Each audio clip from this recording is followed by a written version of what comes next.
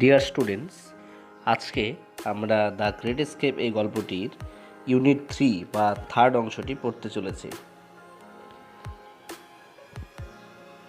আমরা unit 2-র second অংশে দেখেছিলাম যে 16ই জানুয়ারির একটি ঠান্ডা রাত ঠিক 1:35 এরকম সময়ে সুভাষ কিন্তু তার বাড়ি থেকে পালানোর একটা সিদ্ধান্ত নিল বা পালিয়েছিল বা পালানোর একটা পরিকল্পনা তাদের হয়ে গেছিল। এবং সেই সময়ে যারা পাহারা ছিল পুলিশম্যান, তারা কিন্তু তার বাড়ির সামনে পাহারা দেওয়ার বদলে তারা কিন্তু একটা চারপইয়ের উপর বসে রেস্ট করছিল। এরপর দেখি গল্প ঠিক কোন দিকে যাচ্ছে আর কি। অবশ্যই আমরা জানবো যে সুভাষ এবং শিশির তাদের বাড়ি থেকে পালিয়েছিল এবং শেষ পর্যন্ত তারা কোথায় গেছিল এটা আমরা এই গল্পের মধ্যে দেওয়া অংশ থেকে পড়ব। তারপর দেখো তাহলে, Subhash and Shishir hugged the inner wall of the long house corridor and tiptoed down the back stairs to the car. Subhash এবং শিশির জড়িয়ে ধরল দ্য ইনার ওয়াল, অর্থাৎ তাদের বাড়ির ভেতরের দিকের দেয়ালে তারা নিজেদেরকে জড়িয়ে ধরল। Of the long house corridor বড় ওই বাড়ির বারান্দার ভেতরের দিকের দেয়ালে। অ্যান্ড টিপটো কথাটা হচ্ছে TIPTOE, টিপটো এটা হচ্ছে গুটি গুটি পায়ে নিঃশব্দে বা বলতে পারো অতি সন্তর্পণে। টিপটয়েড ডাউন দ্য ব্যাক স্টেয়ার্স, পেছনের সিঁড়ি দিয়ে টু দ্য কার, গাড়ির মধ্যে উঠে গেল। টিপটো অতি সন্তর্পণে চলা। সুভাষ স্যাট ইন দ্য ব্যাক, সুভাষ গাড়ির পেছনে বসলো। শিশির ড্রোভ দ্য কার, শিশির গাড়ি চালাচ্ছিল। He started the engine and drove out from 38/2 Elgin road. তিনি শিশির স্টার্ট করলো ইঞ্জিন, তার গাড়ির ইঞ্জিন, এবং চালিয়ে বেরিয়ে গেল 38/2 এলগিন রোড থেকে।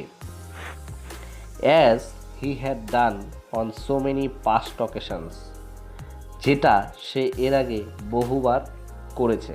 পাস্ট অকেশনস ইতিপূর্বে যে 38/2 এলগিন রোড থেকে যে কিনা বহুবার গাড়ি চালিয়েছে। অ্যাট সুভাষের এলগিন রোড রেসিডেন্স, সুভাষের এলগিন রোডের বাড়িতে the light glowed in his bedroom, তার ঘরের ভেতরে আলো জ্বলছিল।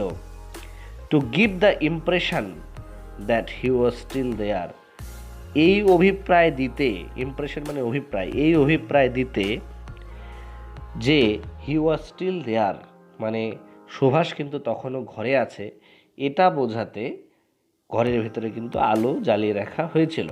তাহলে কোশ্চেন আসতেই পারে যে তার ঘরের ভেতরে আলো কেন জ্বালিয়ে রাখা হয়েছিল। তারপর দেখো, অ্যাজ ক্যালকাটা স্লেপ্ট, যখন ক্যালকাটা ঘুমালো। এটা কিন্তু আমাদের ন্যারেটার খুব সুন্দরভাবে প্রয়োগ করেছেন, রাইটার বলতে পারো, যে Calcutta slept the people of ক্যালকাটার এটার সাবস্টিটিউট হিসেবে শুধু ক্যালকাটা তিনি লিখিয়েছেন। ক্যালকাটা বলার মধ্য দিয়ে তিনি বুঝিয়েছেন যে কলকাতার লোকজন, সেই সময় ক্যালকাটার লোকজন যখন ঘুমিয়েছিল। Uncle and nephew crossed Howrah Bridge, uncle এবং নেফিউ হাওড়া ব্রিজ পার করলো। And went beyond the city's precincts, এবং পেরিয়ে গেল শহরের সীমান্তবর্তী এলাকা, শহরের শেষ সীমানা। দেখো, প্রিসিংট শব্দটা বাউন্ডারি বা শহরের চৌহাদ্দিসে তারা কিন্তু পেরিয়ে গেল। সুভাষ পৌড শিশির কফি ফ্রম এ থার্মোস, একটি থার্মোস থেকে বা একটি ফ্লাক্স থেকে সুভাষ ঢেলে দিল শিশিরকে কফি। তাহলে সুভাষ শিশিরকে থার্মোস থেকে বা একটা ফ্লাক্স থেকে কফি ঢেলে দিল। They shared a few anxious moments together, তারা একত্রে, they shared a few anxious moment, তারা বেশ কিছুক্ষণ উদ্বেগজনিত মুহূর্ত কাটিয়েছিল। When the car engine faltered once, গাড়ির ইঞ্জিন যখন একবার ফল্টার্ড হয়েছিল, অর্থাৎ নষ্ট হয়ে গেছিল, তারা কিন্তু বেশ খানিকটা উদ্বেগজনক মুহূর্ত কাটিয়েছিল। It started again and Shishir dashed high speed through the dark night, তাহলে আমরা এখানে জানলাম যে তাদের গাড়ির কিন্তু একবার ইঞ্জিনটা নষ্ট হয়ে গেছিলো এবং যতক্ষণ সেই ইঞ্জিনটা ঠিক না হয় তারা কিন্তু বেশ খানিকটা সময় উদ্বেগজনিতভাবে কাটিয়েছিল। তারপর যখন ওটা আবার ঠিক হলো, ইট স্টার্টেড অ্যাগেইন, ইট মানে ইঞ্জিনটা, শিশির ড্যাশড অ্যাট হাই স্পিড মানে পুরো গতিতে বেরিয়ে গেল থ্রু দ্য ডার্ক নাইট, রাতের অন্ধকারে। অ্যাট অ্যারাউন্ড 8:30 AM অর্থাৎ পরের দিন রাত 8:30 নাগাদ, অ্যারাউন্ড মানে প্রায় 8:30, এক্স্যাক্টলি নয়, they arrived at Barari near Dhanbad. ধানবাদের কাছে বারারিতে তারা গিয়ে পৌঁছালো, বিহারের ধানবাদ। আচ্ছা, they put up at the house of Sisir's brother Ashok. তারা শিশিরের ভাই অশোকের বাড়িতে গিয়ে উঠল। পুট আপ মানে ওঠা বা হোটেলে ওঠা, এরকম সেন্সে ব্যবহার করা হয়, তোমরা পরবর্তীতে জানবে, এটা একটা গ্রুপ ভার্ব। তারা শিশিরের ভাই অশোকের বাড়িতে উঠল। Subhash kept his disguise on. Subhash তার ছদ্মবেশ ধরে রেখেছিল as Mohammad Ziauddin.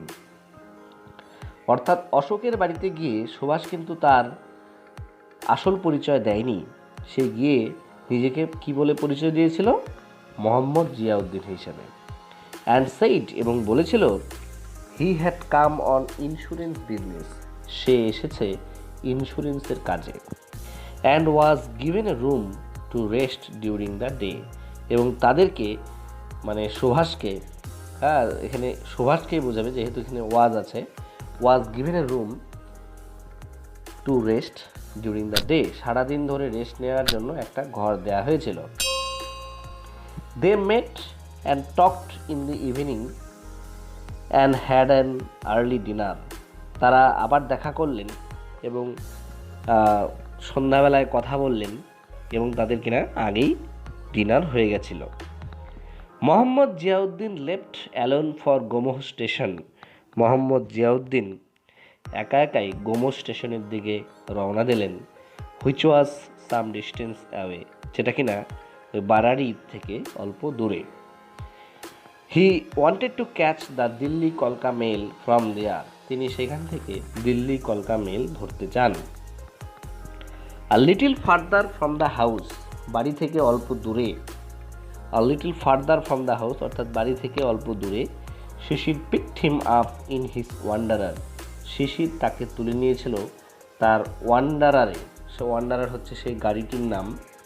And drove towards the railway station, অর্থাৎ অশোকের বাড়ির সংলগ্ন জায়গা থেকে কিন্তু, অশোকের বাড়ি থেকে অল্প দূরে শিশির কিন্তু তার আঙ্কেলকে পিক করেছিল, একদম বাড়ির সামনে থেকে তোলেনি। তাহলে এইটুক থেকে আমরা বুঝলাম যে they told a lie to Ashok, তারা কিন্তু অশোকের সাথে একটা মিথ্যা কথাও বলেছিল। এরকমভাবে একটা কোশ্চেন একবার এসেছিল এবং সেক্ষেত্রে স্টুডেন্টরা বুঝতে ভুল করেছিল। আচ্ছা নেক্সট দেখো, they reached Gomoh station in the moonlit night, এক চন্দ্র আলোকিত রাতে তারা কিন্তু গোমোহ স্টেশনে পৌঁছেছিল।